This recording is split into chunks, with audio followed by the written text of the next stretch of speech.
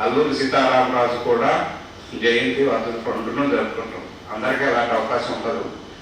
కానీ ఈయన మన స్వాతంత్ర పోరాట యోధుడు, ప్రజల కోసం మరణాన్ని కాల్చి చంపబడినా కానీ అలా ప్రాణత్యాగం చేశారు కాబట్టి ఆయన వర్ధంతిని కూడా మన రాష్ట్ర ప్రభుత్వం రాష్ట్ర ఉత్సవంగా జరుపుకోమని ఉత్తర్వులు ఇచ్చింది.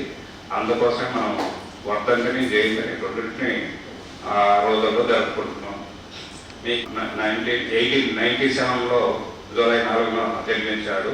అంటే ఇప్పుడు విజయనగరం జిల్లా పద్మనాభం మండలం పాండ్రాగిలో అప్పుడు తామాల ఇంట అంటే అమ్మమ్మ వాళ్ళ ఇంట జన్మించాడు. కానీ పెరిగిందంతా మోగాలు వెస్ట్ గోదావరి జిల్లాలో అక్కడ. అయితే ఈయన విద్యాభ్యాసం మనం డాక్యుమెంటరీలో విన్నట్టు అప్పట్లోనే ఆయన ఆయుర్వేదము, వాస్తుశాస్త్రము, జ్యోతిషము ఇలాంటివన్నీ కూడా నేర్చుకున్నాడు.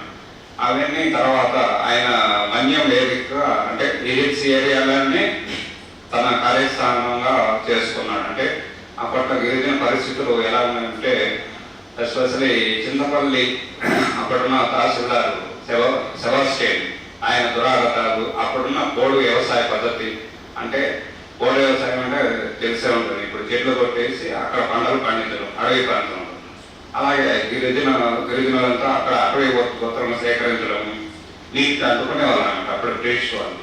ఎస్పెషల్లీ నర్సీపట్నం, లంబసింగి అక్కడ రోడ్లు వేసే సమయంలో గిరిజనులు చాలా దురాగతాలకు పాల్పడ్డారు ఈ అప్పుడున్న బ్రిటిష్ వాళ్ళు.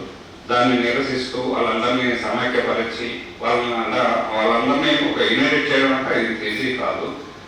ఈ విద్యలని ఆయుర్వేదం కావచ్చు, ఇలాంటి వాస్తుశాస్త్రం వీటితో వాళ్ళతో చేరువయ్యి వాళ్ళందరినీ యునైటెడ్ చేసి వాళ్ళు తిరగలేని నాయకుడు అయ్యి గెరిల్లా యుద్ధవిద్యలు అలాంటివన్నీ నేర్చుకొని అప్పట్లో బ్రిటిష్ వారిపైన పోరాటం చేశాడు. ఈయన సాయుధ పోరాటమే స్వాతంత్ర పోరాటాన్ని సాధించవచ్చని అన్ని ఆదేశంగా తయారించారు. దానికి కావాలంటే వైద్యాలు చాలా చోట్ల విద్యార్థులు అంటే పాఠశాల విద్యనే అన్ని చోట్ల కొనసాగించారు. వారికి చెప్పాలంటే అస్తవ్యస్తమైన విద్యాభ్యాసం సాగిందని అడవుల్లో అంతా సందర్శించాడు.